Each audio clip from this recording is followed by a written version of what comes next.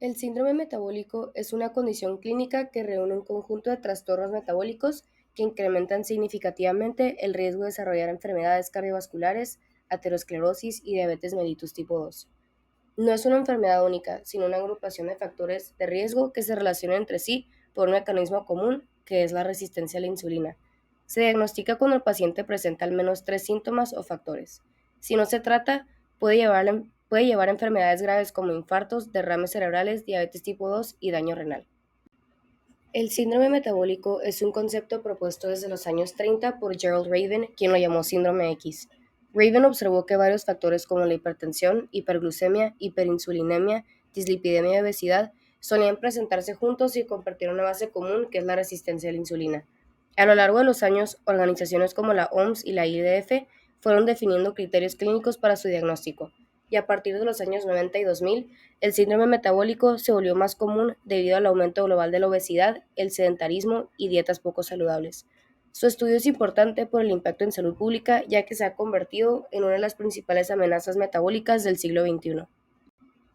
Una de las causas más importantes del síndrome metabólico es la resistencia a la insulina, ya que las células del cuerpo no responden bien a esta hormona y provocan un aumento de glucosa en sangre y más producción de insulina. Esto afecta el metabolismo de grasas y de carbohidratos. También está la obesidad abdominal, que el tejido adiposo libera sustancias inflamatorias y empeoran la resistencia a la insulina. Esto se considera un factor clave en el desarrollo del síndrome metabólico. También está el estilo de vida sedentario, ya que la falta de actividad física disminuye la sensibilidad a la insulina y aumenta el riesgo de obesidad y alteraciones metabólicas.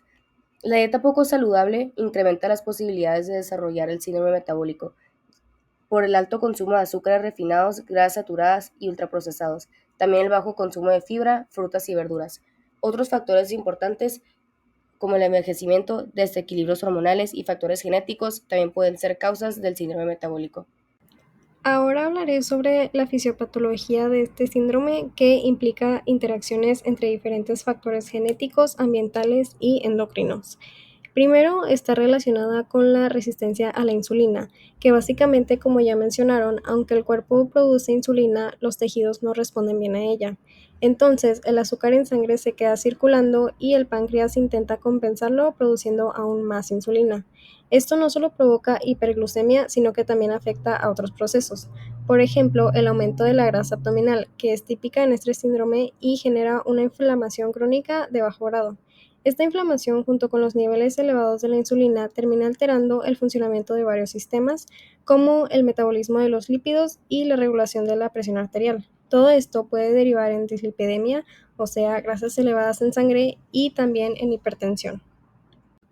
Ahora, en cuanto a los signos y síntomas, muchas veces no son notorios o pueden parecer algún otro problema, pero uno de los más evidentes es el aumento de peso, sobre todo en la zona del abdomen. También es común sentir fatiga constante, tener mucha sed, o sea, polidipsia, o también orinar con frecuencia, o sea, poliuria. Y en algunos de estos casos se puede notar visión borrosa o mareos. Incluso pueden aparecer dolores de cabeza por la presión alta. Aunque muchas personas no se dan cuenta al principio, todos estos signos están mostrando que el metabolismo no está funcionando correctamente. Por eso es muy importante detectarla a tiempo Bueno, yo les voy para a estar prevenir hablando sobre las complicaciones hormonas más presentes. graves. Y bueno, en el síndrome metabólico, varias hormonas se ven alteradas. Por ejemplo, hay resistencia a la insulina y a la leptina. El cortisol se eleva y la adiponectina disminuye. Esto contribuye a la obesidad abdominal, inflamación y problemas metabólicos.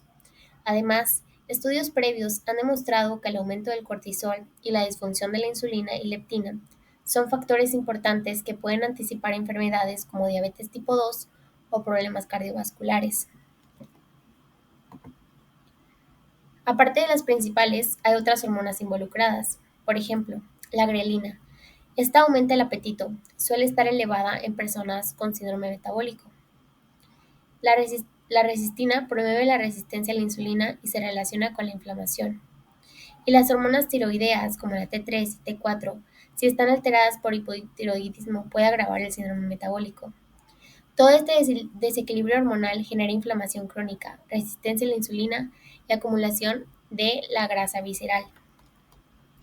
Como conclusión, Puedo decir que el síndrome metabólico está fuertemente relacionado con desequilibrios hormonales.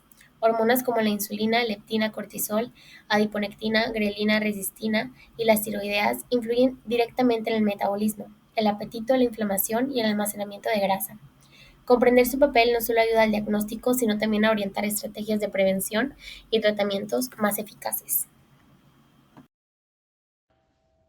Una vía metabólica importante que va a estar encendida en el síndrome metabólico va a ser la gluconeogénesis hepática.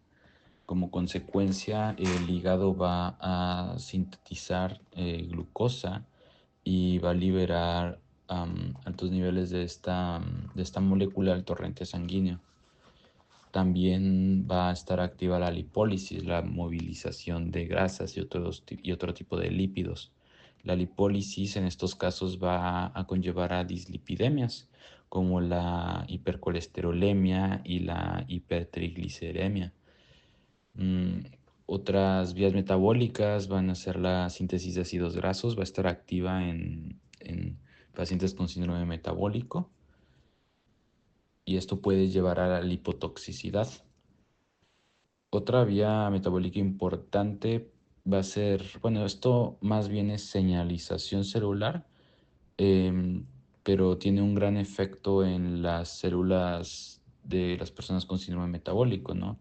Se van a activar las sinasas PKC y KKB, GNK, entre otras, ¿no?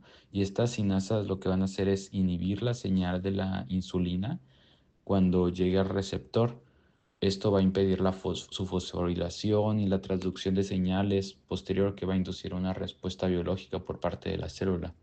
Por ejemplo, en esta imagen podemos ver que esto es una señalización celular normal. La insulina llega a su receptor, se fosforila la serina y todo eso lleva a una respuesta biológica por parte de la célula.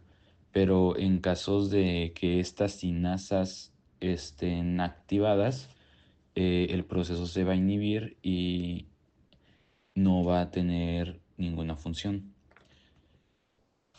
Por otro lado, algunas de las vías apagadas en el síndrome metabólico va a ser la beta-oxidación de los ácidos grasos. Esto va a ocurrir como consecuencia del daño mitocondrial, ¿no? Recordemos que la beta-oxidación ocurre en las mitocondrias, entonces si las mitocondrias no están funcionando bien, ¿cómo se van a degradar estos ácidos grasos? Eh, entonces tenemos estos pacientes que tienen encendidas vías que sintetizan muchos ácidos grasos y tienen apagadas vías como la betoxidación que los degradan, que esperamos que acumulen muchos ácidos grasos, ¿no? Que sean probablemente pacientes obesos o con sobrepeso. Otra vía apagada en el síndrome metabólico va a ser de la síntesis de lipoproteínas como la HDL, que son importantes para movilizar lípidos como el colesterol. Y otra vía apagada va a ser la señalización de la insulina, de la sinasa del 3-fosfatidilinositol. Y pues es lo que les mostraba en la anterior diapositiva, ¿no? Con la imagen, que la insulina pues no va a poder reaccionar con su receptor e inducir a la respuesta biológica.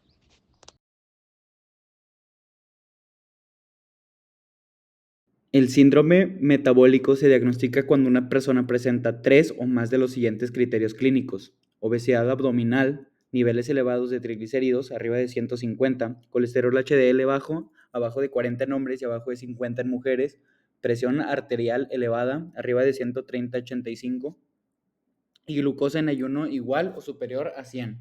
Estos parámetros normalmente son medidos en chequeos médicos y reflejan desequilibrios metabólicos importantes. La presencia de estos factores no solo indica un desajuste en el metabolismo, sino que también aumenta considerablemente el riesgo de desarrollar enfermedades crónicas, como la diabetes tipo 2 y enfermedades cardiovasculares. Si no se identifican y controlan a tiempo, estas condiciones pueden progresar y causar complicaciones graves, afectando la calidad y la expectativa de vida del paciente. El tratamiento dietético del síndrome metabólico se basa principalmente en adoptar un estilo de vida saludable que incluye una alimentación equilibrada y actividad física regular. Se recomienda una dieta rica en frutas, verduras, legumbres, cereales integrales, grasas saludables y proteínas magras. evitando el consumo excesivo de azúcares, sal, grasas saturadas y productos ultraprocesados. Además, es fundamental mantener un peso corporal adecuado, realizar al menos 30 minutos de ejercicio al día, controlar el estrés y evitar hábitos nocivos como fumar. Estas medidas son solo la primera línea de tratamiento y buscan prevenir el avance de enfermedades como la diabetes tipo 2 o patologías cardiovasculares. Cuando los cambios en el estilo de vida no son suficientes o el paciente ya presenta alteraciones metabólicas, se recurre al tratamiento farmacológico. Entre los medicamentos más comunes se encuentra la metformina para mejorar la sensibilidad a la insulina, estatinas o fibratos para controlar el colesterol y los triglicéridos y antihipertensivos para reducir la presión arterial. En algunos casos también se puede utilizar fármacos para la pérdida de peso o tratamientos para diabetes tipo 2 más avanzados. El objetivo del tratamiento farmacológico es controlar los factores de riesgo y prevenir complicaciones mayores. A corto plazo, el síndrome metabólico se manifiesta principalmente a través de alteraciones metabólicas como la hiperglucemia y la resistencia a la insulina, que son señales tempranas de un mal control del azúcar en sangre. También es común la hipertensión arterial, que implica un aumento sostenido de la presión sanguínea, y las dislipidemias, que se caracterizan por niveles elevados de colesterol y triglicéridos en la sangre. Estos desequilibrios no siempre presentan síntomas evidentes, pero representan un riesgo progresivo para la salud.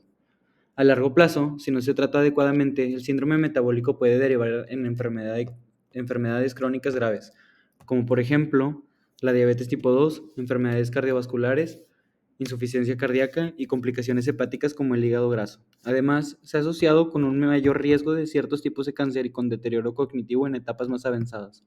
Estas repercusiones impactan negativamente la calidad de vida y aumentan la mortalidad.